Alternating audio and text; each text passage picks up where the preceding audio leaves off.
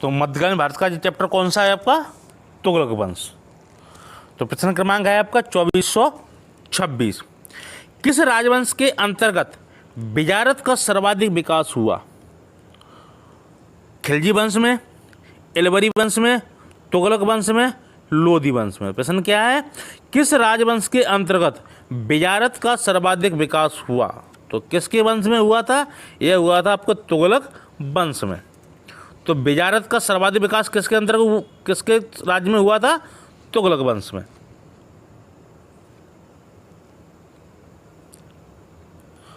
अगला प्रश्न 2427। निम्न में से किस राजवंश के अंतर्गत बिजारत का चरमोत्कर्ष हुआ? खिलजी के, एलवरी के, तुगलक के, लोधी के। तो प्रश्न आपका क्या है? निम्न में से किस राजवंश के अंतर्गत बिजारत का चरमोत्कर्ष हुआ था? तो किसके अंतर्गत हुआ था?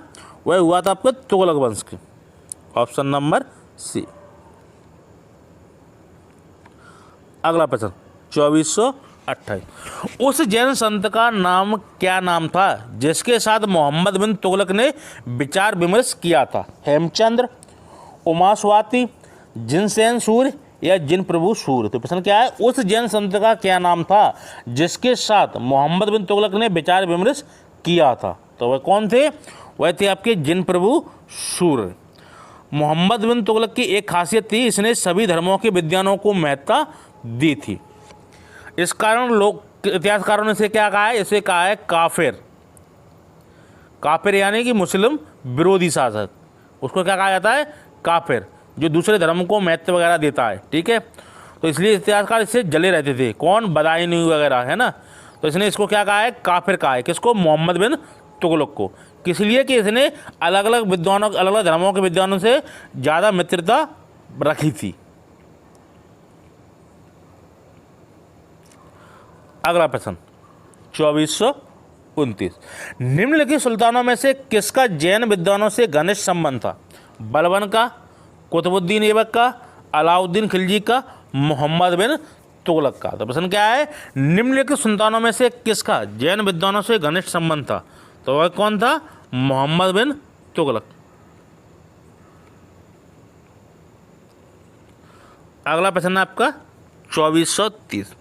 निम्नलिखित सुल्तानों में से किसने जिन प्रभु सूर्य से आधी रात तक बातचीत की? मोहम्मद बिन तुगलक ने, मुबारक शाह खिलजी ने, फिरोज शाह तुगलक ने, बहलोल लोधी ने। प्रश्न क्या है? निम्नलिखित सुल्तानों में से किसने जिन प्रभु सूर्य से आधी रात तक बातचीत की थी? तो वह कौन था? वह था मोहम्मद बिन तुगलक।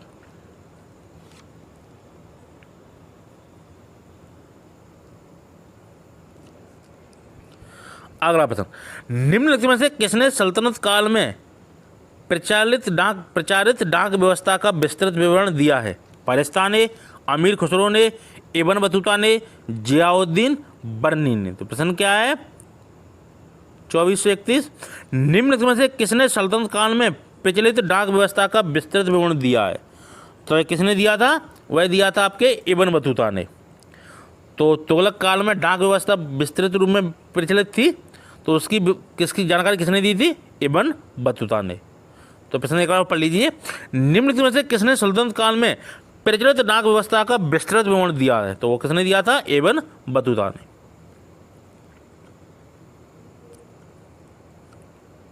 अगला प्रश्न है 2432। निम्नलिखित में से किसने सल्तनत काल में डाक व्यवस्था का विस्तृत विवरण दिया है? इब्न बतूता ने, अमीर खुसरो ने, सुल्तान फिरोज शाह ने, जियाउद्दीन बर्नी ने। तो प्रश्न क्या है? निम्नलिखित में से किसने सल्तनत काल में डाक व्यवस्था का विस्तृत विवरण दिया है? तो किसने दिया था?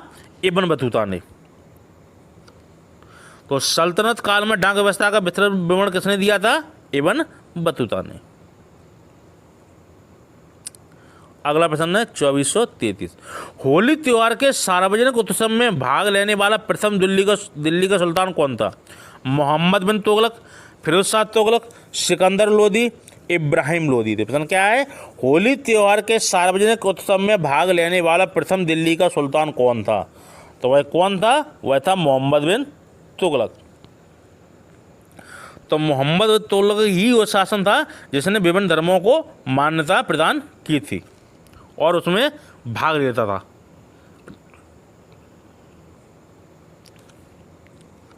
अगला प्रश्न, मध्यकालीन भारत में किस मुस्लिम शासक ने सर्वप्रथम होली खेली थी? हुमायूं ने, मोहम्मद बिन तुगलक ने, अकबर ने, जहांगीर ने। तो मध्यकालीन भारत में किस मुस्लिम शासक ने सर्वप्रथम होली खेली थी? वह था आपका मोहम्मद बिन तुगलक।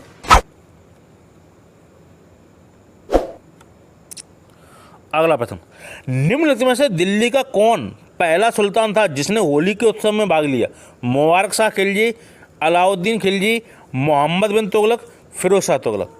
तो दिल्ली का कौन पहला सुल्तान था जिसने होली के उत्सव में भाग लिया? वह था मोहम्मद बिन तुगलक। तो ये प्रश्न आप लोगों को हमेशा के लिए याद हो गया। अगला प्रश्न, निम्नलिखित सुल्तानों में से किसने बहराइच में सैयद सालार मसूद गाजी की दरगाह की यात्रा की थी? मोहम्मद बिन तुगलक ने, गियासुद्दीन तुगलक ने, फिरोज शाह तुगलक ने, बहलोल लोदी ने। तो प्रश्न आपका क्या है? निम्नलिखित सुल्तानों में से किसने बहराइच में सैयद सालार मसूद गाजी की दरगाह की यात्रा की थी? तो वह कौन था? वह था मोहम्मद बिन तुगलक ने। कहाँ की यात्रा की थी? बहराइच में सैयद सालार मसूद गाजी की दरगाह की यात्रा।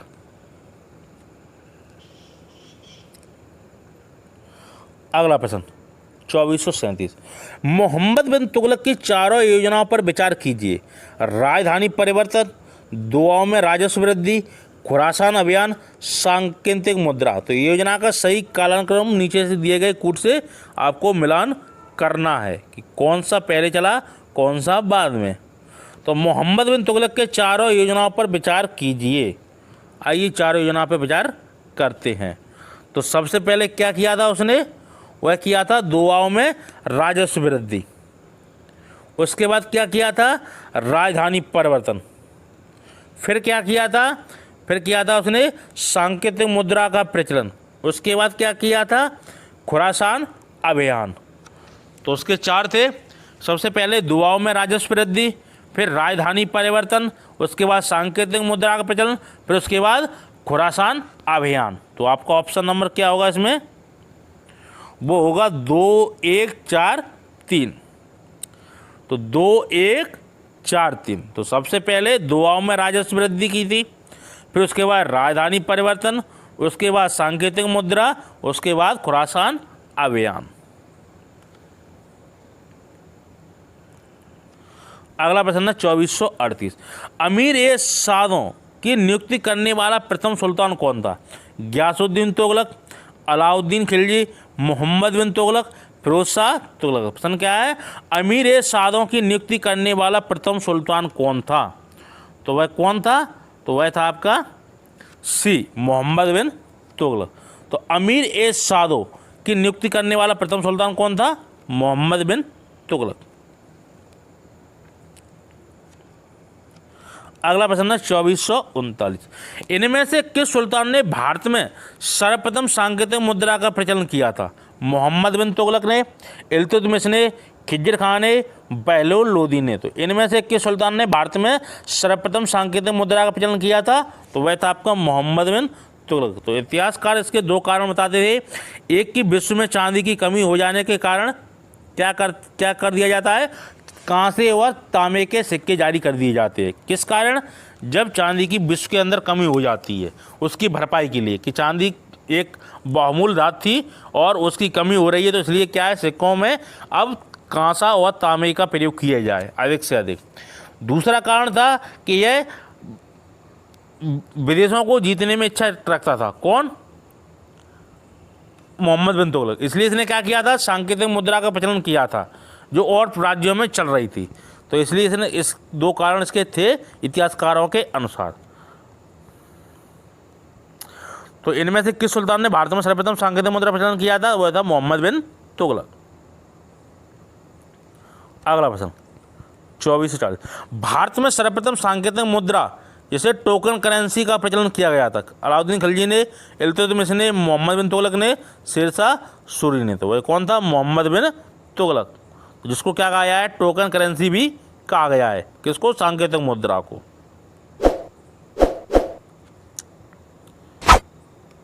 अगला प्रश्न है 2441, निम्नलिखित सुल्तानों में से किस एक ने सबसे दीर्घ अवधि तक शासन किया था? अलाउद्दीन खिलजी, बलबन, मोहम्मद बिन तुगलक, बहलोल लोदी। तो प्रश्न आपका क्या है, निम्नलिखित सुल्तानों में से किस एक ने सबसे दीर्घ अवधि तक शासन किया था? तो वह किसने किया था? मोहम्मद बिन तुगलक ने। इसने किया था 1325 से लेकर 1351 के बीच।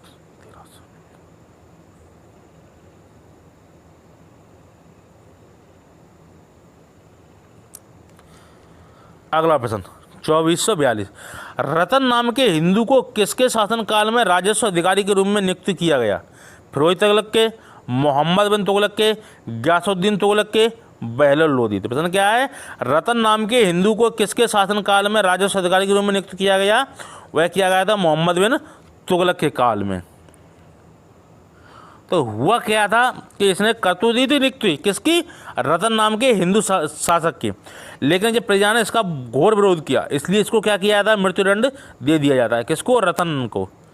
तो इसने किया तो अच्छा था, लेकिन जनता ने काफ़ी इसका ऑब्जेक्शन उठाया इस किससे कि हमारा हिंदू शासक नहीं हो सकता, ठीक है, वो भी अच्छे पद पे, वित्त विभाग पे। तो इसलिए वो क्या कर देता है, उनको मरवा देता है। किसको? रतन को। तो रतन नाम के हिंदू को किसके शासनकाल में राजस्व अधिकारी के रूप में नियुक्ति मिली थी? वह मिली थी मोहम्मद बिन तुगलक के। कुछ समय बाद क्या करवा देता है, उनको मरवा देता है। अगला प्रश्न है 2443, मोहम्मद बिन तुगलक के समय किसे चीन का राजदूत नियुक्त किया गया? बर्नी को, बरबोसा को, इब्न बतूता को, अब्दुल रज्जाक को। तो प्रश्न क्या है, मोहम्मद बिन तुगलक के समय किसे चीन का राजदूत नियुक्त किया गया था? तो किसे किया गया था? इब्न बतूता को। तो मोहम्मद बिन तुगलक का चीन से घनिष्ठ संबंध था अपने समय में, ठीक है, काफ़ी मित्रता थी वहाँ के राजा के, चीन के राजा से। इसलिए इसने क्या किया था कि अपना राजदूत बना के चीन भेजा था। तो राजदूत किसको बनाया था? इब्न बतूता को।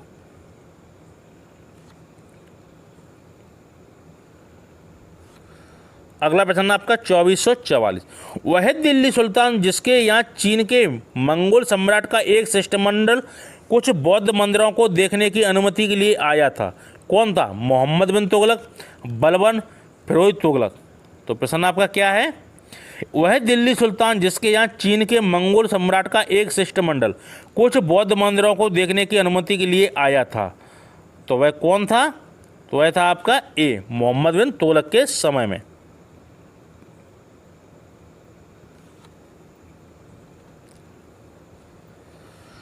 अगला प्रश्न, किसने कहा था मेरा साम्राज्य रोगन हो गया है और यह किसी उपचार से ठीक नहीं होता? वैद्य सर दर्द ठीक करता है और तदुपरांत बुखार हो जाता है। वह बुखार ठीक करने की कोशिश करता है तो कुछ और हो जाता है।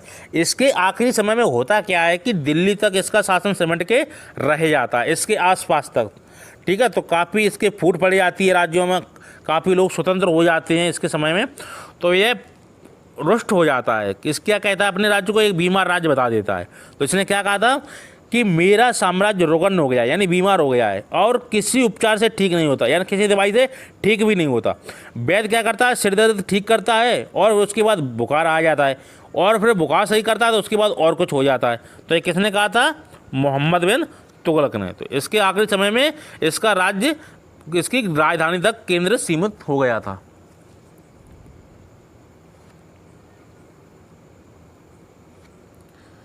अगला प्रश्न है 2446, निम्नलिखित में से कौन सा सुल्तान राजस्व निर्धारण हेतु भूमापन से संबंध नहीं था?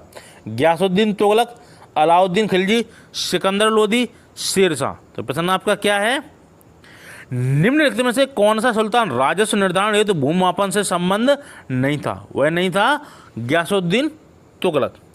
इसने क्या किया था कि भूमि को नापा नहीं था। इसने क्या किया था कि जो भी किसान की उपज होगी उसके बटाई के आधार पे हम कर ले लेंगे।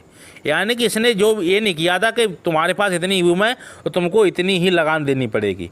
अब उस समय बारिश हुई या ना हुई, ठीक है, उस पैदावार कम हुई तो किसान को तब तो निश्चित दर पे एक लगान देनी पड़ती थी। इसने क्या किया कि जितनी भी आपकी उपज हो, ठीक है, उसमें से हम अपना ये कर निर्धारण कर लेंगे। तो इसका अच्छा कदम था ये वाला, किसका? गयासुद्दीन तुगलक का। तो भूमि की पैमाइश सबसे प्रथम कितने शुरू की थी? वह की थी अलाउद्दीन खिलजी ने। उसने क्या किया था कि आपके यहाँ कुछ हो या ना हो फसल में, हमें एक निश्चित कर इस भूमि का इतना चाहिए कि आपके पास 4 बीघा या 5 बीघा खेत है तो हमें इतना लगान चाहिए ही चाहिए। अगला प्रश्न 2447, इनमें से किस सुल्तान ने देवगिरी का नाम कुब्बत इस्लाम रखा था? फिरोज शाह तुगलक ने, जलालुद्दीन खिलजी ने, मोहम्मद बिन तुगलक ने, अबू बकर शाह ने। तो प्रश्न आपका क्या है, इनमें से किस सुल्तान ने देवगिरी का नाम कुब्बतुल इस्लाम रखा था? तो वह किसने रखा था? वह रखा था मुबारक शाह खिलजी ने। तो इसमें तो आपका ऑप्शन एक भी नहीं है, ना फिरोज शाह तुगलक है, ना अलाउद्दीन खिलजी है, ना मोहम्मद बिन तुगलक है, ना अबू बकर है।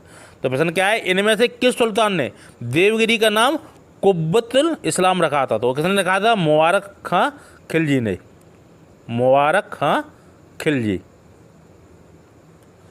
ठीक है, तो इनमें से आपका ऑप्शन एक भी नहीं है, वो है आपका देवगिरी का नाम कुब्बतुल इस्लाम किसने रखा था? मुबारक शाह खिलजी ने।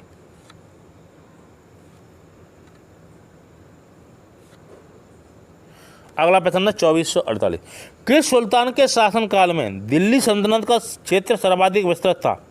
अलाउद्दीन खिलजी, इल्तुतमिश, मोहम्मद तुगलक, सिकंदर लोदी। प्रश्न क्या है, किस सुल्तान के शासनकाल में दिल्ली सल्तनत का क्षेत्र सर्वाधिक विस्तृत था? तो वह किसके किसके समय था? तो वह था मोहम्मद बिन तुगलक के समय में। तो दिल्ली सल्तनत का क्षेत्र सर्वाधिक किसके समय था?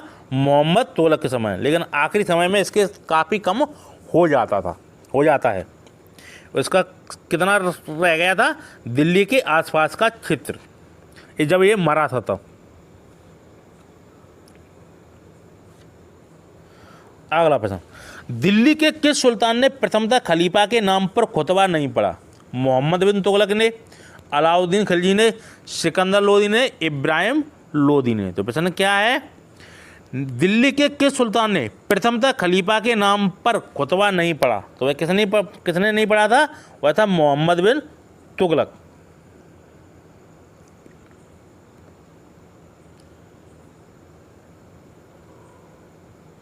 अगला प्रश्न 2450, दिल्ली के किस सुल्तान ने अलाई अमीरों को ख्वाजा ताश या शहदास माना था?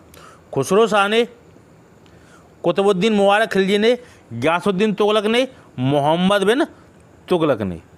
तो प्रश्न आपका क्या है, दिल्ली के किस सुल्तान ने अलाई अमीरों को ख्वाजा ताश या शहदास माना था? तो किसने माना था? वह था आपका मोहम्मद बिन तुगलक। तो दिल्ली के किस सुल्तान ने अलाई अमीरों को ख्वाजा ताश या शहदास माना था? तो किसने माना था? मोहम्मद बिन तुगलक ने।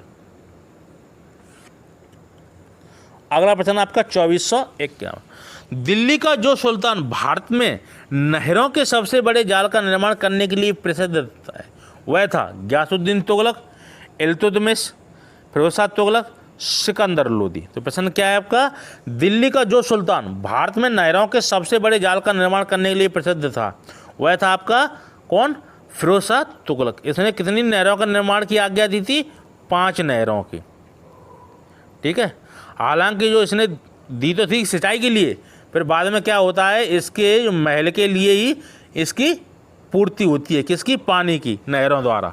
लेकिन पंजाब में कुछ 180 मील तक लगभग सिंचाई होती थी।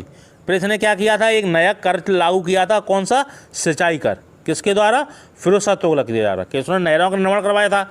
इसने कहा था कि आप नहरों से पानी लेते हैं अपने खेतों की सिंचाई के लिए, तो आप एक नया कर देंगे। उसका नाम क्या था? उसका नाम था सिंचाई कर। तो ये प्रश्न आपका आगे आएगा। ठीक है, तो इसने 5 नहरों का निर्माण करवाया था। हालांकि अधिकतर इसके राज्य के लिए ही, उसके राजमहल के लिए ही पानी का प्रयोग हुआ। बाद में सिर्फ 1 आध 2 नहर से ही सिंचाई हो सकी।